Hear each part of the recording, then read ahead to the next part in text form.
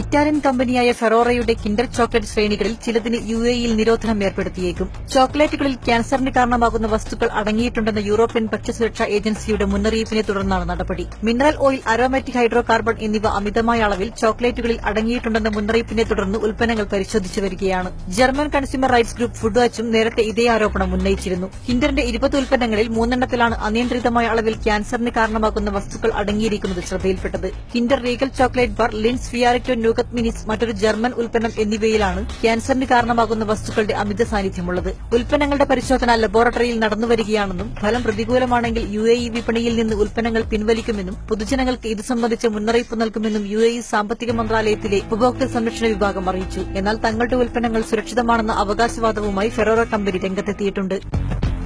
Download ചെയ്യാം news mobile app, Google play, apple store വഴി.